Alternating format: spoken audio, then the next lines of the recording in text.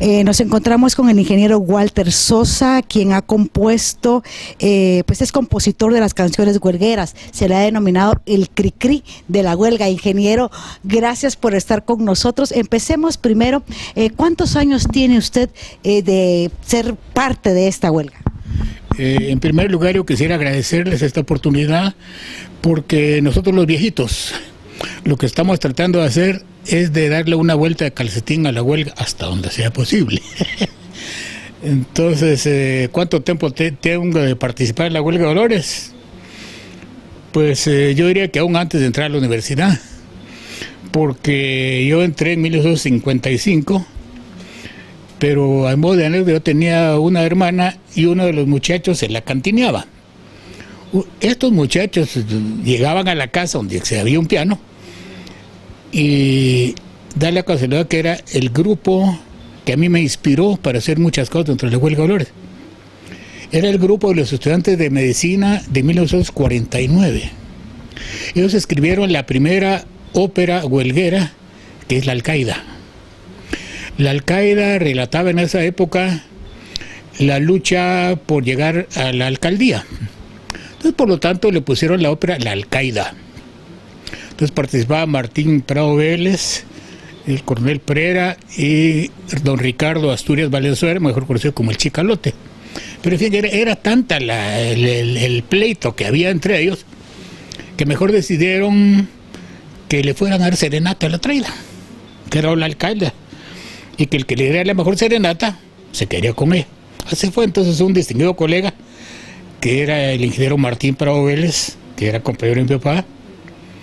Él ganó la alcaldía y se quedó también con la patoja. Eso fue en 1948, 49, no, en el 50 ha sido que le escribieron en el 49. Yo entré a la universidad en el 55, pero desde esa época yo ya conocía las canciones de la huelga, pues. O sea que yo diría que casi desde que tengo uso de razón estoy relacionado con la huelga de alguna u otra manera. ¿Cree usted que los ideales de la huelga se han mantenido? Bueno, yo creo que los ideales sí se han mantenido definitivamente. Lo que ha cambiado es el modo de expresarlos y el modo de decirlos. Yo diría que la huelga de Dolores, igual que en nuestro planeta Tierra, tiene su día y tiene su noche. Una de las cosas que se le critican a la huelga de Dolores, o se le han criticado casi siempre, es el lenguaje que utiliza. Pero yo para eso tengo una respuesta, diría a mi modo. Para mí la huelga de Dolores es como un diamante que tiene tantas facetas como ojos sean capaces de contemplarla. O sea que a cada uno en particular le refleja algo diferente. Si uno quiere ir a Alemania, pues tendrá que aprender alemán. Ahora está de moda aprender mandarín. Pero la huelga de Dolores también debe comunicarse a diferentes estratos. No todos han tenido la suerte que hemos tenido algunos de tener una educación privilegiada. Y por lo tanto nuestros conocimientos, nuestro modo de expresarnos es bastante diferente. Algunos expresan el lenguaje culto, otros menos culto, y el otro no, yo diría un lenguaje culto, diría un lenguaje campechano, el lenguaje que utiliza el pueblo. Entonces, a ellos hay que hablarles en su idioma, y tienen que entenderlo de esa manera. Si yo les digo descendiente de Ménade, pues no sería lo mismo que si lo digo de otra manera, ¿verdad? Entonces ellos lo entenderán de mejor manera. Entonces hay que comunicarse a través de un lenguaje que ellos puedan comprender. ¿A qué me refiero? Yo he escrito algunas canciones en la huelga de Dolores, por ejemplo una que ya se escribió en 1963, que es Las Esdrújulas. Yo diría a lo largo de los años que es una historia de amor, porque relata cómo un joven universitario enamora a su Dulcinea, a su novia, haciendo uso de los conceptos y de las enseñanzas que ha recibido en la facultad. Y utiliza términos mitológicos, habla de las ninfas, habla de electricidad, en fin, se ve que es un hombre culto. Entonces, a lo largo de los años, me imagino que este par de muchachos llegaron a formalizar sus relaciones y de alguna manera se casaron, lo cual es algo muy común dentro de la universidad, porque yo diría que la universidad, además de ser un centro de enseñanza, yo diría que es parte del origen de la familia en Guatemala. ¿Cuántos universitarios no se han casado entre sí y han dado a luz a otros universitarios que tal vez han dado más luz que lo que sus padres esperaron que él diera a la universidad o a su patria? Ingeniero, se habla de que la huelga es la expresión del pueblo que se revela ante los abusos de las autoridades. ¿Realmente es esto la huelga de Dolores? Bueno, yo diría que ha cambiado un poco este concepto. La huelga de Dolores comenzó en 1898, cuando subió don Manuel Estrada Cabrera, y dio inicio con un movimiento para que se mejorara la escuela de parteras o algo así, recuerdo yo. Entonces los medios de comunicación no estaban tan desarrollados como están ahora. Entonces la huelga de Dolores era prácticamente una denuncia de lo que en el pueblo se decía a sotto voce, en voz baja. Entonces venía la huelga y lo denunciaba. Entonces la gente esperaba con ansia que viniera la huelga de Dolores para enterarse de cuáles eran los chismes y qué estaba pasando en esa época. Bueno, se dan cuenta que en este momento es muy difícil para la huelga de Dolores, como órgano divulgativo que era en esa época, competir con los medios actuales. Si el Papa estornuda ahorita en el Vaticano, a los 2 minutos lo sabe el mundo entero. Entonces, para la huelga de Dolores es muy difícil competir como instrumento de denuncia. Yo diría que la huelga de Dolores, lo más que puede hacer en este momento, además de criticar en su momento, hablaremos un poquito más adelante, es lo que ya se hizo y lo que ha pasado y lo que existió, tratar de ridiculizarlo, para que a través de ese ridículo no se vuelva a repetir en lo posible. Entonces, desde ese punto de vista, yo creo que la huelga de Dolores sigue siendo, a su modo, tal vez el último oasis de libertad periodística, digamos, que existe en Guatemala. Tengo que criticar algunas cosas y debo decirlas. La prensa, por ejemplo, está cooptada. Algunos hablan por el lado que les conviene, otros por el que les paga. En fin, a un mismo Congreso yo diría que está un poco apretado. Hemos tenido actuaciones de algunos diplomáticos especiales, a los cuales obviamente no se les puede decir su origen y dependencia como podría decirse de la huelga de Dolores. Eso es por razones de diplomacia y por razones de educación. Y sin embargo, pues la huelga de Dolores lo dice. Estaba leyendo que ahora ha habido un comunicado diferente del señor presidente en el cual dicen que se echó un 10 diplomático. Precisamente por usar ese lenguaje que es el que nosotros no utilizamos, porque ese lenguaje no lo va a entender nuestro pueblo. ¿Cuál ha sido, de acuerdo a lo que usted conoce de la huelga, el momento más álgido de la huelga de Dolores? Yo tal vez podría reducirlo a una anécdota. Hace algunos años, cuando Hugo Carrillo estrenó una versión de Viernes de Dolores en el Teatro de la Universidad Popular, nos invitó a algunos de los huelgueros que él consideraba en ese momento que valdría la pena que acudieran a la representación de la obra. Entonces recuerdo que llegó Lencho Patas Planos, llegó el Sordo Barnoya, llegó el Mono Antrino, llegó su servidor, y fuimos, estábamos en primera fila viendo la obra. Nos impresionó, nos gustó la obra. Cuando terminó la obra, vino don Hugo y nos dijo, ¿qué les pareció la obra? Ah, pues a mí me pareció excelente, dijo, a mí me pareció tal, dijo el otro, a mí me pareció fabulosa. Y a vos me dijo, ¿qué te pareció? ¿Por qué me preguntaste? Le dije, porque yo vi que en una escena lloraste. Sí, le dije, lloré. ¿Y de qué lloraste? De miedo. No es posible, me dijo, si la obra no tiene nada de miedo. Ahora. Pero a mí me trajo a la memoria hace 40 años atrás, cuando nosotros como universitarios participamos en las gestas de marzo y abril de 1962 y fuimos a pegar cartelones en la calle y en toda la avenida de Petapa. Al día siguiente pasamos y no había uno solo de los cartelones. Es decir, que alguien había pasado detrás de nosotros despegando todos los edificios que habíamos puesto. En esa época uno se reunía a hacer los boletines, a escribir, y de repente, ¡mucha! ¡Ahí viene la Judy! ¡Ahí viene la Judy! Entonces era aquel miedo horrible, porque ahí sí lo desaparecían a uno ipso facto. Entonces, ese momento lo reviví en esa misma escena que planteaste ahí. Los muchachos escribiendo boletines y llega la autoridad, ¡ahí viene la Judy! Entonces yo lloré de miedo, de un miedo que debía haber sentido hace 40 años. Pero lo sentí hasta ahorita, que tengo conciencia de quién soy. Porque en ese momento el mayor de mis hijos tenía 1 año. Entonces se puede haber quedado sin padre. Pero uno se acostumbra a vivir con el miedo. De la misma manera que aquel campesino que decía, bueno, ¿cómo hago para no darle comer a mi mula? Pues acostúmbrala a no comer, no le des de comer. Lo hizo.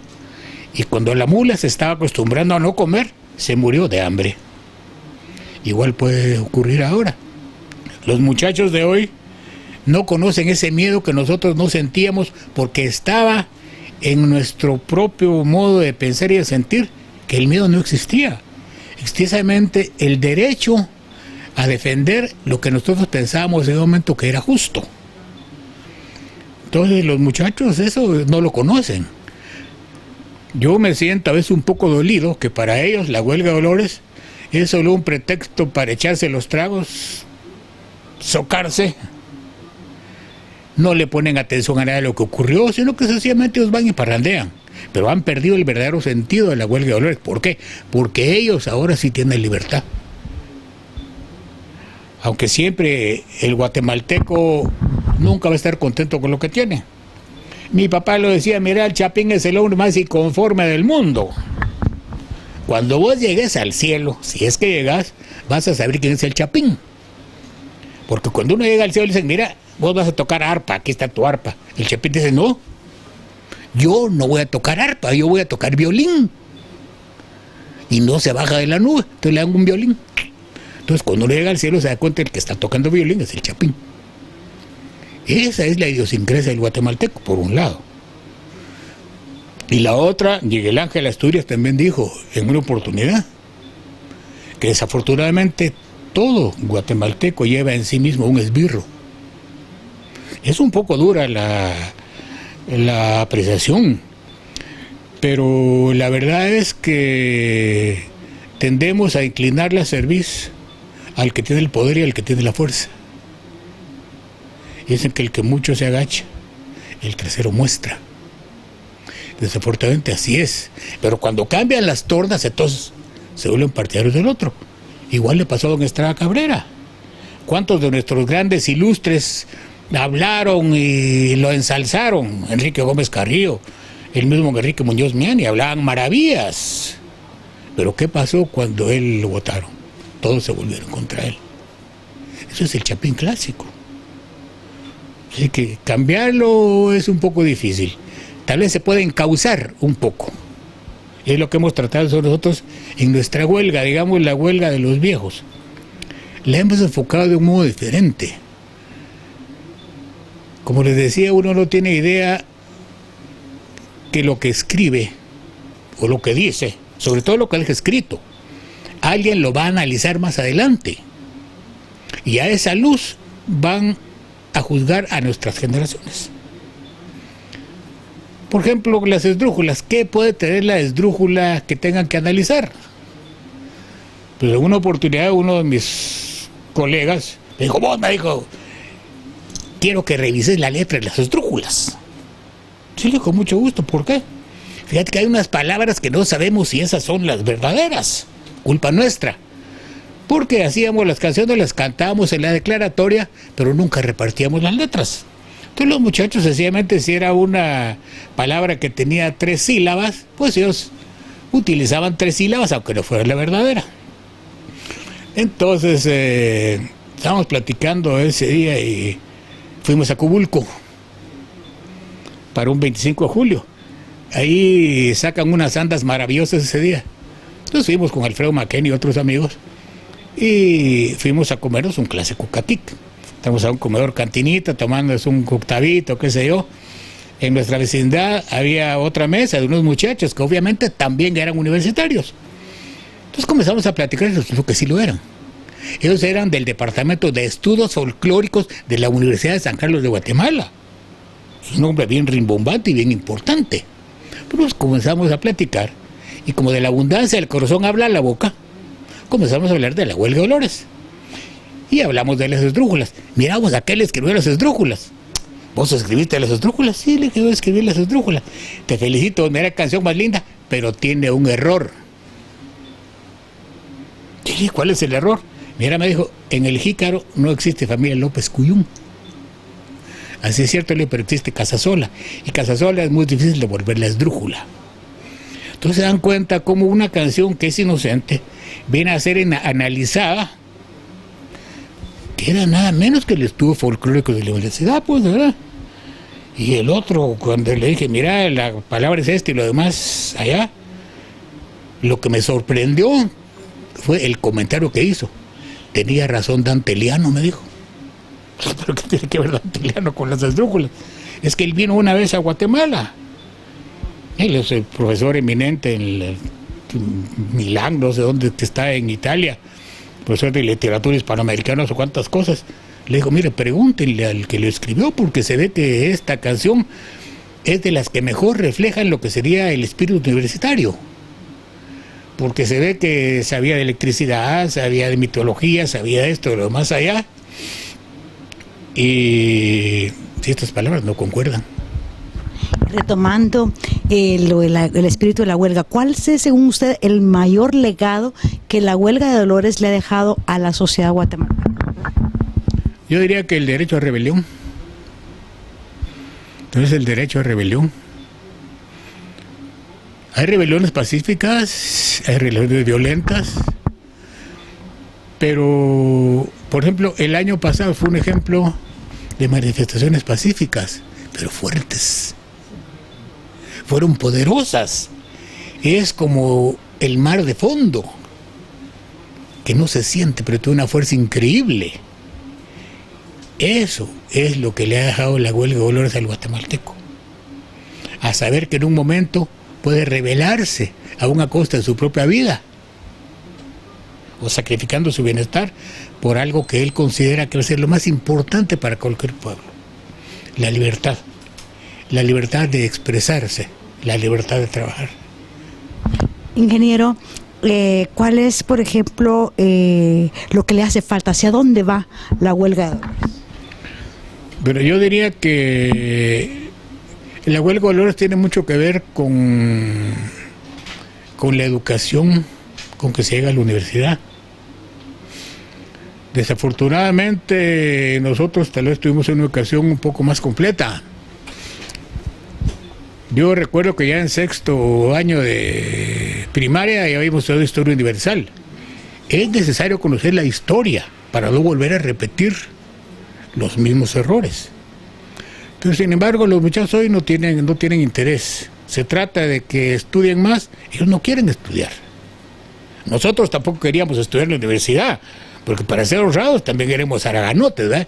Y hacíamos el chivo y así toda la cosa, aunque el chivo es algo muy importante. Cuando uno hace el chivo y aprende, porque se le va quedando lo que tiene el chivo. Entonces estos muchachos yo creo que deberían ser más rígidos con ellos mismos en cuanto a su propio aprendizaje, porque el saber es una luz. Cuanto más sapiencia tenga alguien, más sabiduría, más conocimiento, más luz será capaz de irradiar. ¿Cuál es la maravilla de la luz? Que disipa el error. Esa es la principal causa por el momento de que la huelga de olores esté cayendo un poco.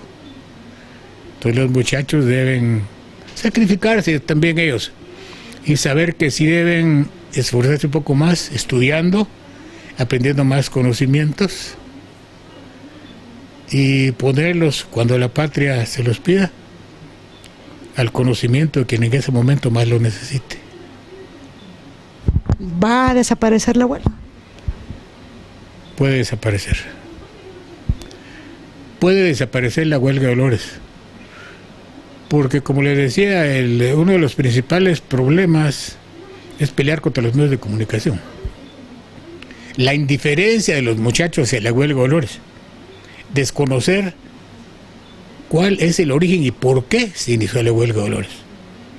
Entonces, cuanto vaya siendo más solo motivo de jolgorio y de celebración, pues definitivamente yo creo que se corre el riesgo de que pueda desaparecer. Para concluir, ¿cuántas canciones quisiera volver a lo suyo, a la composición? ¿Cuántas canciones ha escrito? Yo diría que 50, pero con una S. 50. Yo no sé cuántas canciones habré escrito. Para mí una de las épocas más lindas que viví en la huelga de olores fue el tiempo en que fui invitado por los dentistas. Tenemos una sociedad que se llama Sociedad Dental y nosotros solíamos celebrar la huelga de olores en mi oficina. Entonces llegaban todos los huelgueros, guitarras y todos, ahí estábamos alegres, se enteraron y ellos comenzaron a hacer unas veladas que se llamaban remembranzas huelgueras y me invitaron a participar. Y yo soy el peor invitado que pudieron haber tenido. Me invitaron 15 minutos y me quedé 15 años. Se dice fácil, ¿verdad? Pero eso viene más o menos a cuántas canciones haber escrito.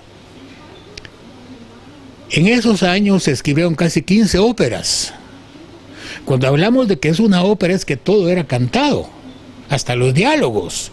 Todos tenían música y versificación. En una oportunidad para mi cumpleaños los muchachos me regalaron un libro. Mirá, vos, esta es una recopilación de los primeros 10 años de la Sociedad Dental. Había tal vez 45 canciones o 50 y no estaban todas. Entonces hacemos cuentas, por ejemplo, que en 14 o 15 años hayan salido 7 u 8 canciones. Estamos hablando casi llegamos a 100. Más le escribimos en la Facultad de Ingeniería y otras que todavía no se han publicado o que se publican pero no se conocen, tal vez fuera de la universidad o del ámbito universitario. Pues yo insistiría en que 50. 50 es muy difícil contar, la verdad. Bueno, su máxima inspiración ha sido, sin lugar a dudas, la huelga de olores, la Chabela, etcétera, etcétera. Bueno, ¿qué podemos hablar? Hay dos símbolos de la huelga de olores, que son la chalana y la Chabela. Siempre hay confusión. En una oportunidad escribí algo, no sé si lo recuerde cómo lo escribí, poesía. Como siempre hay confusión entre Chabela y chalana, hoy que estoy de buena gana, quiero aclarar la cuestión. La chalana es la canción que enciende en el corazón de todos los estudiantes un fuego de rebelión que a los malos gobernantes, con sus notas vibrantes, sus estrofas sagradas, les produce heces aguadas.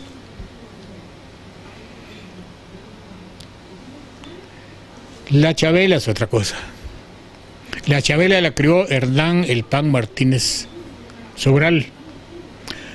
Yo creo que a mí se me ocurrió cómo pudo haber surgido, porque cuando yo comencé en la huelga íbamos a parrandear con los estudiantes de medicina y una vez me dijeron, vos, se acabó el guaro y la plata. Vamos a rescatar un poco de licor que tenemos escondido en la bodega. Eran como las 2 de la mañana, o lo conocía. Yo fui con ellos, entramos a un lugar misterioso. Abrieron, estaba a oscuras. Yo puse las manos en un pasamano y encendieron la luz. Ese pasamanos era el fémur de un cadáver que ellos estaban disecando, porque cuando los fuimos a meter fue a la morgue, al anfiteatro de la Facultad de Medicina. Entonces yo dije, bueno, si estos aquí parrandean, aquí también estudian, y efectivamente así era, ellos iban a estudiar ahí y nadie los molestaba. Entonces escribí algo que decía más o menos así: el Pan era un gran pintor, y en clases de anatomía pintaba lo que veía para estudiarlo mejor. Pero una vez se durmió. Y cuando se despertó, la Chabela estaba allí. Era un esqueleto hermoso con su pelvis de mujer, de esas que sienten el gozo de ver a su hijo nacer. Y al ver aquellos despojos de alguien que quizás fue madre, pero de un hijo sin padre, dijo: tú tendrás más hijos. Tendrás hijos a millares, y todos serán seglares. Tú llegarás a inspirarlos. Serán los de la San Carlos. Pero un nombre has de tener. ¿Cómo te quieres llamar? Con que me digas Chabela, la historia de conquistar. Chave como Isabel de Inglaterra, la que no tuvo marido, por lo menos oficial, que la pudiera mandar. Isabel como Isabel de España, que abrió la puerta a otros mundos. Por eso es que en el escudo de nuestra universidad ya no dice non plus ultra, sino que dice plus ultra, lo cual quiere decir que siempre va más adelante un mundo nuevo que conquistar. Y Chabela como Isabel de Inglaterra, que es muy necia la cabrona y no se quiere morir.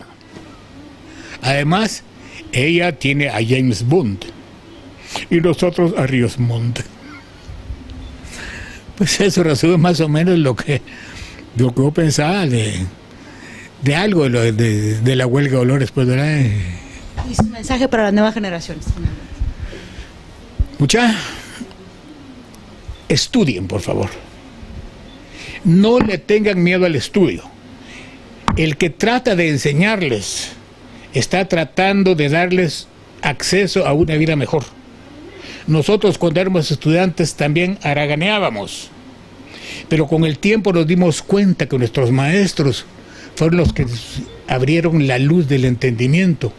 Y si algo llegamos a hacer en nuestras vidas, como huelgueros o como profesionales, fue gracias a esos maestros que nos dejaron su vida para desasnarnos.